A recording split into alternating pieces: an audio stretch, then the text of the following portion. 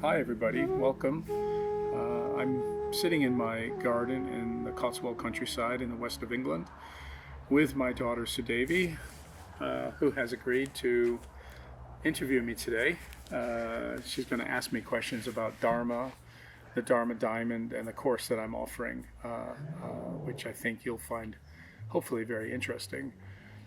Sudevi is, I think, uniquely, aside from her being my daughter and her understanding my work after many years, she's uniquely qualified to interview me because she's not only a creative writer and an editor and a critical thinker and an analytical thinker in her own right, her moon being in Virgo, Yes. right?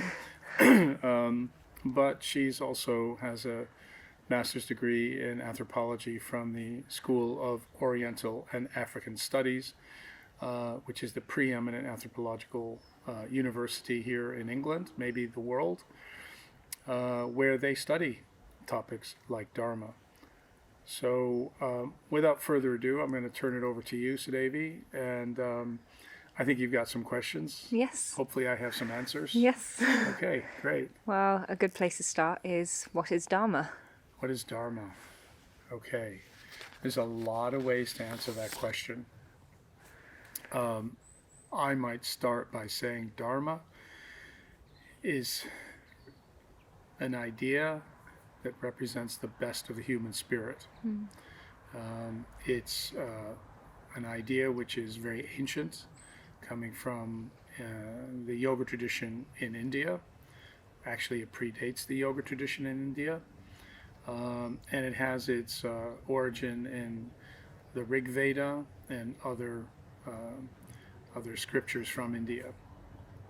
The idea of Dharma is how to live in a way where we can be balanced, live a harmonious life, have prosperity, good relationships, and live a life of meaningful purpose. I mean, so I think, in a sense, that's what Dharma is. Dharma is made up of four principles, which we'll talk about when we get into the Dharma Diamond.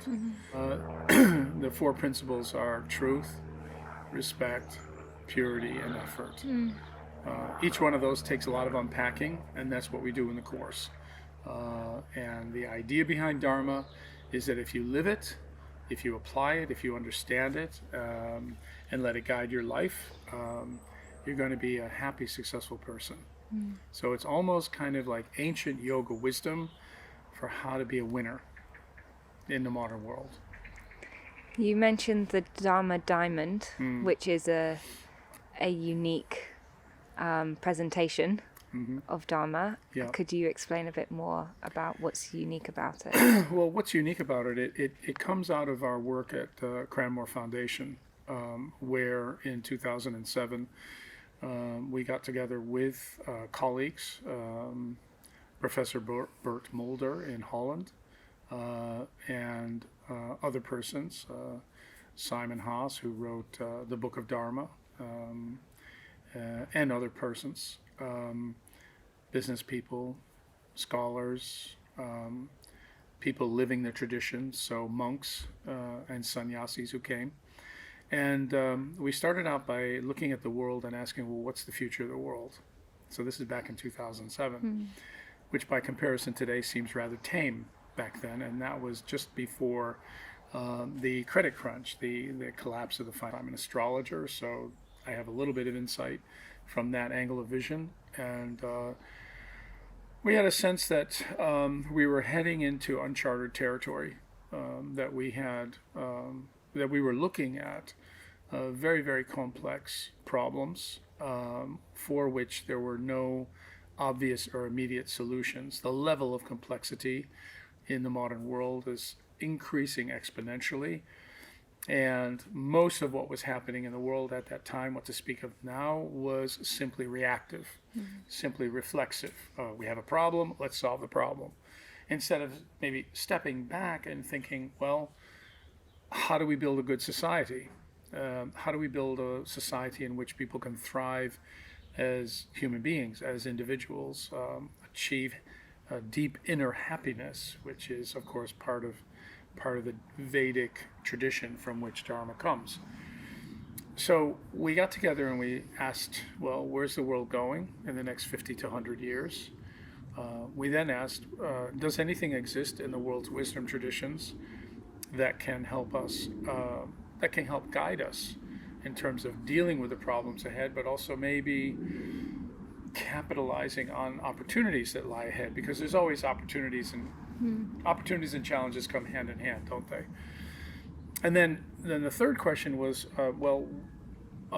if something does exist in the world's wisdom traditions, how do we need to explain it? In what kind of language do we need to present it to people so that they easily understand the basic underlying principles that, that they can apply in maybe making better businesses, better organizations, or living better lives? So out of that research and development, which we've been working at for the last 12 years, came the Dharma Diamond. And we looked at all the world's wisdom traditions, and we identified that in these traditions, they all have a kind of a resonance with the concept of Dharma as we find it in ancient India. It doesn't map perfectly, but there are a number of correspondents that tell us, hey, this is a big idea that applies everywhere. So we began our studies with that. And in doing that, our aim was to uncover what we call universal principles. So universal principles means principles that apply to everyone and every place at all times. Okay, so I sometimes joke and say that, David Hume said, you can get a bunch of scholars in a room or a bunch of philosophers in a room and talk about gravity, but at the end of the conversation, they'll all leave by the door and not by the window. And so gravity is a universal principle. We can't get away from gravity. Nobody's going to jump out the window, at least not in their right mind. So what we wanted to try to do is identify, well, what are those universal principles that exist in the world's wisdom traditions? What are they in Dharma? And how do we then tell that story? So if you go to India, if you go to Oxford, for instance, the Oxford Center for Hindu Studies, or places like that, and you say, what is Dharma? You'll get very rich and scholarly expositions on what Dharma is. And they will talk about things like Kshatriya Dharma, or Brahmana Dharma, or Vaishya Dharma, or different types of dharmas according to different occupations. So Kshatriya is a warrior, and a leader, and an administrator, and a Vaishya is somebody working in business and cow protection and things like that. And then a Brahmin is an intellectual. So every occupation is known by different values and virtues that guide the successful application of that occupation. But it's not enough, because each one is different. Each dharma is different for each occupational area. So we thought, that's not good enough. We want to go deeper. We want to go under the hood and identify what these big ideas are. And so we did a lot of work, and then out of it came this presentation of Dharma, which is, we've taken some liberties with the Sanskrit translation to make it easy for people. And we've identified out of them 4 big principles, which you can see in the iconography of ancient India in the form of Vishnu, Lord Vishnu, who is the deity of sustainability, and who, in the 4 legs of the bull of Dharma. And the idea behind it is that when all these 4 principles are operating fully in an organization or within an individual, then they're going to be sustainable. They're going to be operating harmoniously, not just within themselves, but within the greater environment. They're not going to be creating friction with the natural order, with the natural law. And that idea of natural order comes out of the Rig Veda, Rita, which means that natural order. So, in a sense, maybe it's a bit long-winded way of explaining how we arrived at the Dharma Diamond and what it is because we're going under the hood, and we're going really to the kind of axiomatic underlying principle. And our idea is that if you simply go away, you understand these principles and how they work in everything, and you consciously try to apply them, then your life will be lifted, will be made buoyant by these principles, and things will tend to, all things being equal, will tend to work better. Okay, and in fact, in the Mahabharata, also in other Vedic Shastras, it's said that for one who aligns to Dharma, Dharma supports them. So if you support your existence in the world by following these principles, then these principles will actually make your life more vital and more energetic. So you said a couple things that raised something that I think other people might ask, which is that this is a very ancient model, and your Dharma Diamond is finding a new way of applying it to this world that we live in now. Something like Varnashram Dharma feels, to someone, a Westerner, say, who might be coming across that, it can feel very rigid. And you've said that you're going under the hood to understand the underlying principles. To someone who questions whether this model, which existed in a time where social divides were very clearly defined, and now we live in a time where they're not, for many reasons, and the fluidity of this time is almost essential to it functioning well. How would you say Dharma applies, considering the different societal circumstances? Well, a couple of things. A kind of a footnote to the question before I answer the question. That footnote is that even though our society is not as highly structured, Varnashram Dharma is known classically in the West, thanks to British intellectuals, as the caste system, and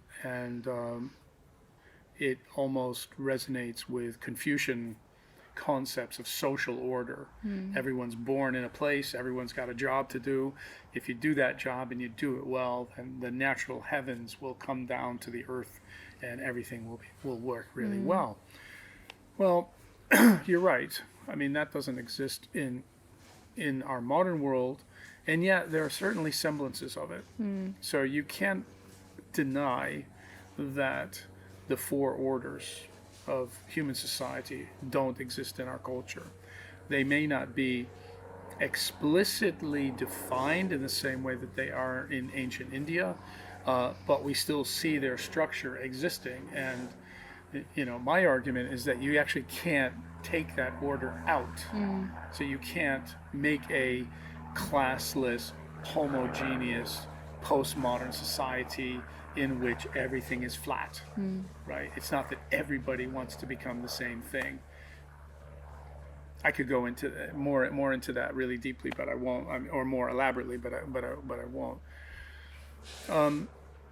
Our view of Dharma and the principles of Dharma is that these are fundamental principles. Okay, it's like maybe important to kind of just sit with that idea for a minute. Fundamental means you can't get away from it. Everything that you see in reality has its dharmic principles working in it, either consciously or unconsciously. So this is not a belief system. You don't have to believe in gravity in order to make sure you have a parachute when you go up in a plane, right? You do that. It's not belief. So when we look at, in a really simple way, what are the four principles, we can say that truth represents your essential being. So you can say that it defines who you are, your meaningful purpose in the world, and your identity, how you express yourself. It's a very deep topic, and that's part of the things that we go into in the course. We give a whole day in my workshops just to the topic of truth and what does that mean for us as individuals. But that's what truth means, and it comes from the Sanskrit word sat, satya, that which exists, that which has enduring value, right? So we live in the world, and yet if we're all alone in the world, we're not happy. So we want our freedom, as Erich Fromm says, we want a sense of being independent and individualistic. But we can't really thrive if we don't have a sense of belonging also. And that sense of belonging is embodied in that principle of ahimsa. Ahimsa means, himsa means violence, ahimsa means no violence. Don't do it. So in the Vedic dharmic model, ahimsa means it's a prohibition. Don't do harm to other people. Don't do harm to the environment. Don't do harm to animals. Don't do harm to anybody. Live peacefully and live harmoniously. We felt that was not really deep enough, in a sense, in terms of getting people to understand, well, how do you go about doing that? And so we translate it as respect, because we feel that at a deeper level, respect kind of defines how these dynamics can be achieved. How can you be ahimsic? How can you be nonviolent? Oh, by respecting everybody, by respecting all life, by respecting the environment, and so on. Of course, implicit in the idea of respect is love. And ultimately, if you look at the esoteric traditions of the Bhaktivedanta school, for instance, the culmination of Dharma is the arrival at the stage of prema, or divine love, right? So that's really the goal of life, right? And that's implicit in the Dharma model. We don't necessarily present that as what people need to focus on, because we say that simply, again, by applying these principles, your life is made better, even at a practical level. The first two form the dimension of being, our existential reality. I have my truth, and I need a field into which I express myself. You're my field. You're the person that I relate to. So respect mirrors truth. But being is not enough. So I can't, I do exist, but I have to do something. I have to make progress. I have to advance my life. I have to make a difference in the world. And so that's where the other two principles come in. And that first one is socha, or purity. And we call it purity because socha means cleanliness. But at a deeper meaning, it means a state of being in which there's no extraneous influence. So purity means I'm eliminating that which doesn't belong. I'm eliminating that which doesn't belong in me being me. I'm eliminating that which doesn't belong in me relating well with you. So you can think of purity as values, as criteria for living, as our standards, or maybe in a little bit more poetic way, our ideals. You can think, well, purity represents the highest aspiration that we can hopefully achieve in our life. So I can know who I am, and I can have my relationships, and I can have my values, but is that enough? No, because I need to manifest all of that, and that's where effort comes in.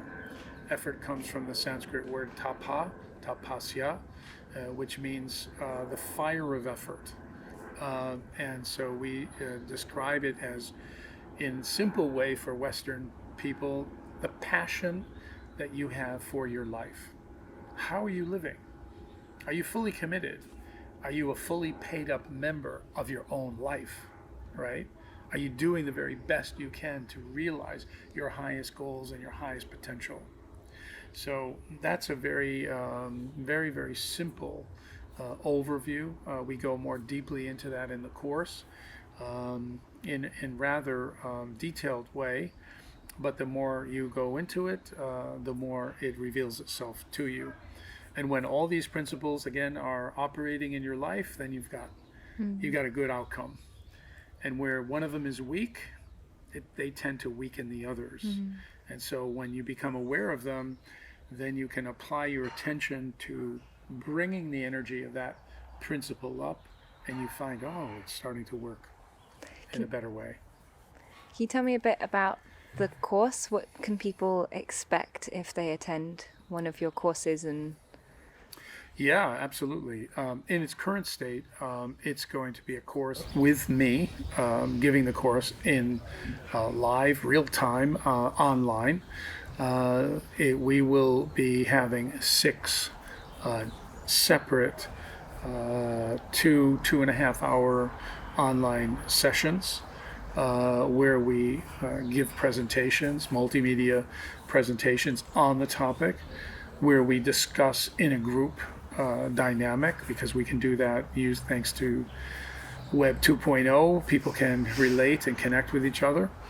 And we'll be discussing it so that we really make sure that we understand what it is and how to apply it. We will have workbooks, we will have study guides, and I will be available to people to consult on asking questions or trying to find different ways in which to apply the model in their life, the Dharma Diamond in their life. So this is the early phases of the course. That means that you get me, and so later on, then it'll be me talking on video, but offering some support from the side. So this is probably a good time for people to jump in, because then they could really, they can wrestle with the idea and really get a handle on it. get the extra attention. Get the extra attention, yeah. You've mentioned that there are a lot of beneficial aspects to applying this Dharma model, and you've said that it could change your life and change your experience of life. Could you elaborate a bit on that, in how that might be? I'll give a very, very simple example, which I think a lot of people can relate to. One of the things that we struggle with in the world, most of us, is, what's our place in the world? How do we fit in? Who am I? I'm a little mini universe of ever unfolding kind of discoveries, like, oh, I'm a mystery even to myself, right? So the purpose of life, as Shakespeare summed up, to thine own self be true. Easier said than done. Who are you? What are you made of? Where are you going? Why are you here? And we can all give answers to that. Well, I'm a dad, I'm a mom, I have a job, I'm a doctor, I'm a lawyer, or whatever. But if you look at the world now, many people have a crisis of identity. And so when we look at truth as a beginning point, we say that spending time in deep reflection on what that truth is and applying yourself to uncovering that will get you to a better, happier, more fulfilled place. Okay, so let's take that as an idea, as a given. Okay, that's part of the Dharma model, and we go into it in much greater detail in the course. Once I have a sense of who I am, then I have to have my relationships. And of course, everybody has problems in relationships in one way or another. If I don't have a strong sense of self, then I might find myself subordinated to other people. I might find myself in codependent relationships. I might not be able to define the kind of boundaries that actually allow me to thrive in my own life. If I become too much concerned about myself, then my relationships are going to suffer, right? And everyone's going to, whisper behind my back, well, he's a narcissist, or he only thinks about himself, or whatever, right?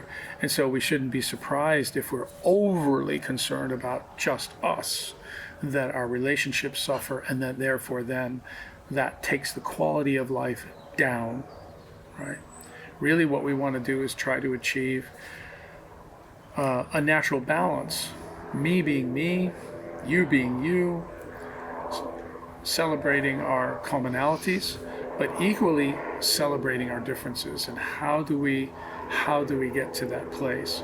So the model provides a kind of a guide to how to go about achieving that. I don't know if that's Yeah. answers the question. Yeah. I mean, there are many other ways that I could answer the question, but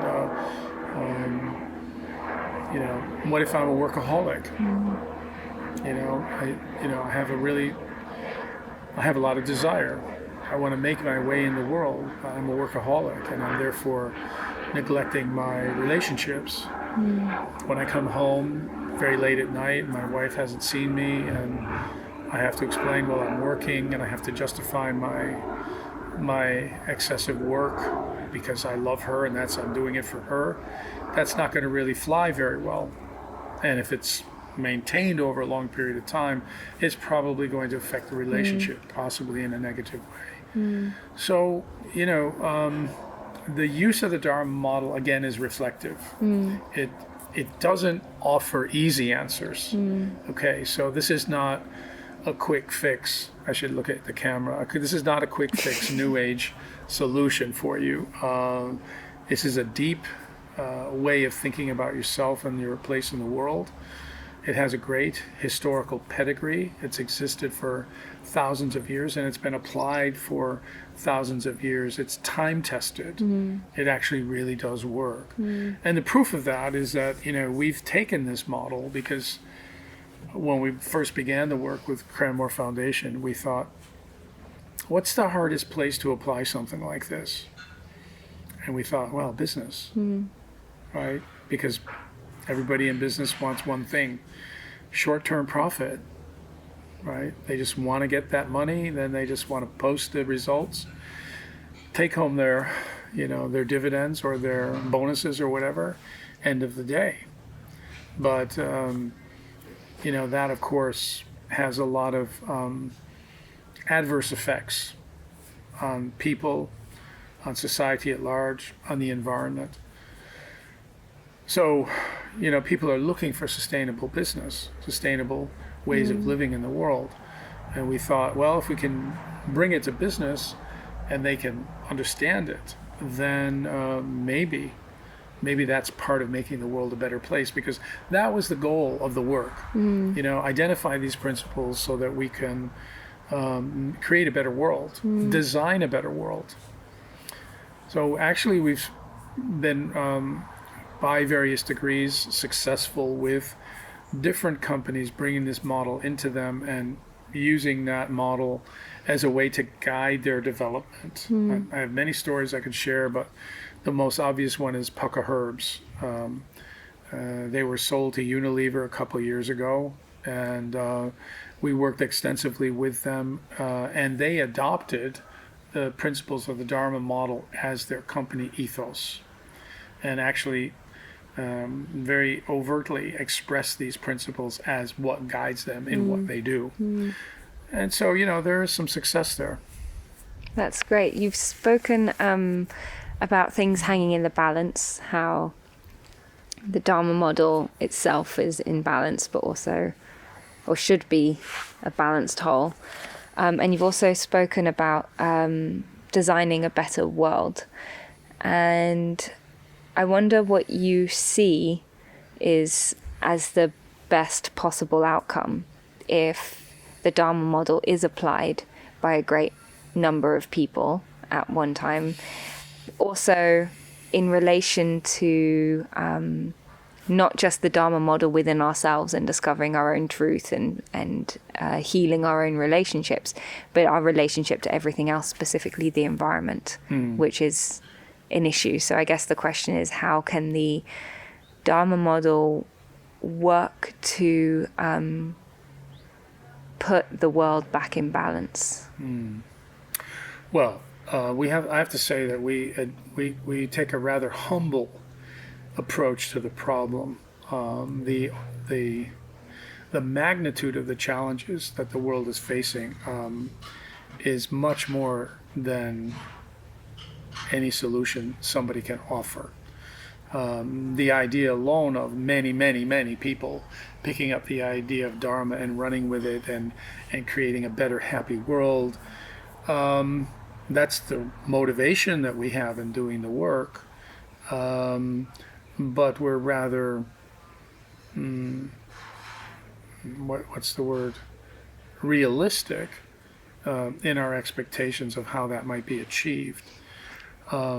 Perhaps if we could get 2% of the population embracing the idea, that might then raise, these would be maybe early adopters, critical thinkers, people who are leading by forging new territories. If we could get those people to pick up and use the Dharma model, then I think we might expect that other people might tumble in and kind of follow on with it. I go out on the limb and I say that, if you were to apply the Dharma model is the answer to all of our problems, more or less. It's the answer to our environmental problem, it's the answer to our social problem. Even the principles of economic development, if it was underpinned by an application of the principles of Dharma, would work, I think, in a more fruitful and less cyclical way. Yeah, it would be less destructive, because the whole idea of the Dharma model is to achieve sustainability. What is sustainability? Is it simply, recycling? No, it's not. I mean, a simple example that I give is like, why did we design plastic? Is plastic a dharmic idea? Not at all. Not really. Well, why isn't plastic a dharmic idea? Because it's unsustainable. For starters, it's exploitative. It doesn't have a long-term vision in mind. That's the reason I would say. It doesn't have a long-term vision in mind because it has a long-term vision in mind. Right? Everything in the universe is recyclable. Everything in the universe has a natural end. Even galaxies, right? Everyone talks about, when the sun, dissipates all its energy, then okay, that's it. So if everything has an end, why not plastic? But we've designed something that exists outside of the natural order of things. We've designed something that has incredible lifespans, right? So what is it? In 2014 we had 5 trillion tons of plastic, and now we've got something like 5 times that. Right? In other words, we're adding approximately a trillion tons of plastic to the environment every year, and I think it might even be more. I may be misremembering the statistic. So a Dharma model tells us that, well, we need to think long term. We need to think, okay, well, what we're doing now does have an impact in the future. What we're doing now, we have a responsibility, not just to the environment now, and not just to people now, but to people, as the American Indians say, 7 generations ahead. So, this is very, very important. How could the Dharma model achieve betterment? I think we could use it as a reference for looking at education. So what does it mean to educate? How would we improve education? Clearly, education's not working in the way in which we ideally would like it to work, right? Are we creating critical thinkers? Are we creating people that are innovative? In some cases we are, but those are perhaps the ones that are naturally oriented in that way. So, education, social development, relationship, environmental management, and so on. So I think there are many practical ways in which the Dharma model can be, many practical areas in which the Dharma model can be applied. I don't know if I've answered your question, but Yeah. Yeah. Maybe this is a slight tangent, but you mentioned how the Dharma is symbolized by a bull. And in the same culture, Mother Earth is symbolized by a cow. Would you say that there is any relationship there symbolically between our ability to support Dharma or be supported by Dharma, and at the same time support the planet and be supported by the planet? Definitely. The same culture that Dharma comes out of is the same culture in which Lord Krishna appeared. So if you look at the pastimes of Lord Krishna was born in a Gopa family. What does Gopa mean? Go means cow, right? And pa means to protect. But Go also means earth.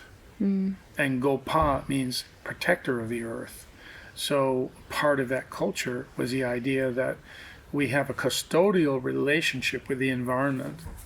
The idea of exclusive ownership forever, even multiple generations. I build great wealth and I'm keeping it, and it's just for my family and for nobody else. It didn't exist then.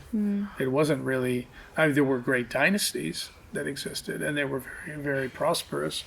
But the idea that underpinned it was we have a responsibility to maintain the earth and protect it. And so, like, if you think about it, if you think about the Dharma model, purity alone guides us to really rethink everything that we're doing. What doesn't belong in our environment? That's a big question. Yeah.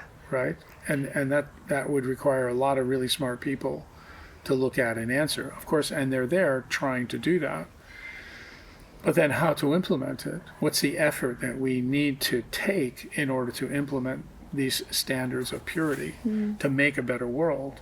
And for whom are we doing it? So perhaps I'm getting a little philosophical here, but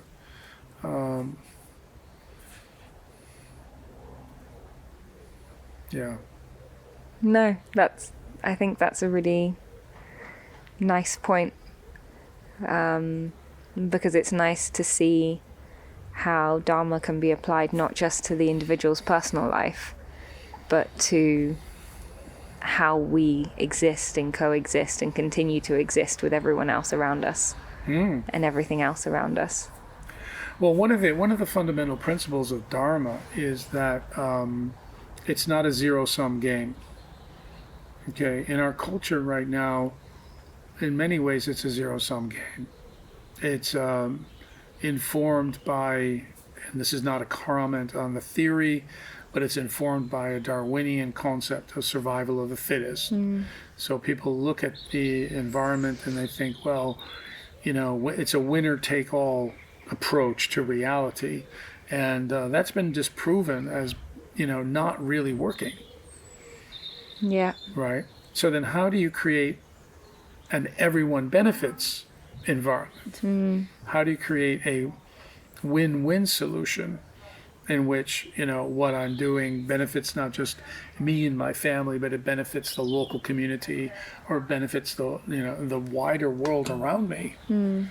And you could almost argue that this kind of thinking could at least theoretically underpin how to look at conflict, how to resolve conflict, how to mediate conflict. Now I'm getting really off on a tangent here, but I think it applies. Yeah.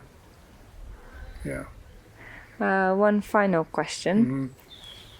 You mentioned at the beginning how there are different kinds of Dharma that people may or may not have heard about. For those who may or may not have heard about it, could you say something about Yuga Dharma?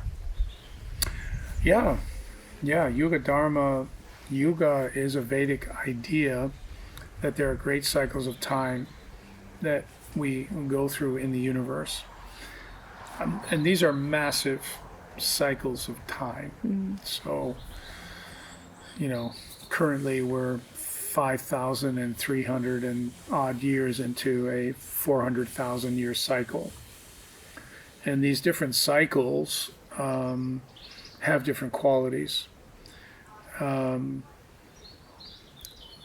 sometimes I liken it to time and space, right? So if you walk into a space, if you walk into someone's home and there's a natural order to the home, everything feels harmonious.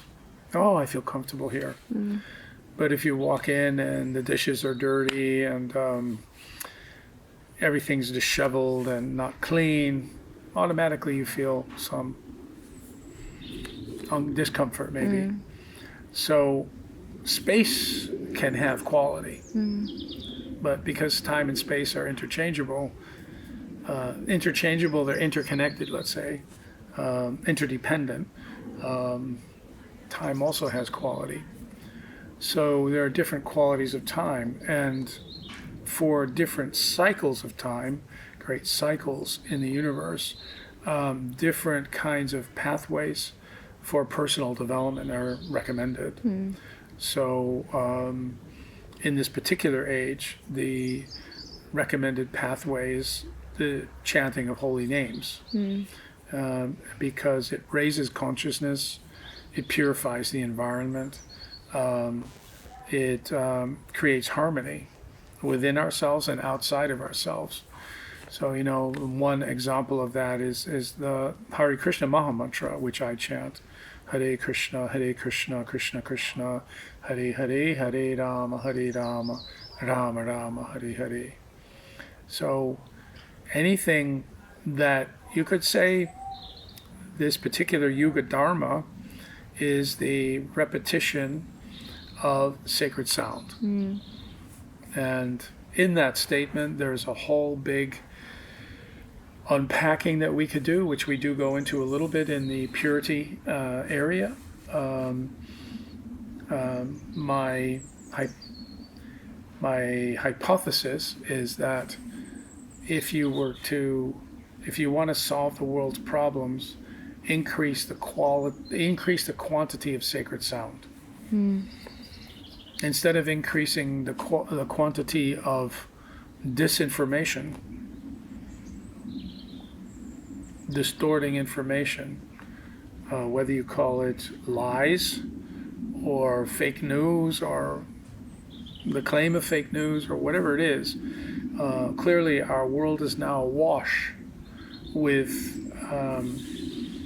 misunderstandings and misinterpretations of reality. So it's no surprise that we're all confused, right? So sacred sound can help us ground ourselves in our heart center and give us a way to live and thrive in the world, even amidst the chaos that we're encountering around us. So it's a way of centering into our own personal Dharma Diamond, in a way. It's a very good way of saying it.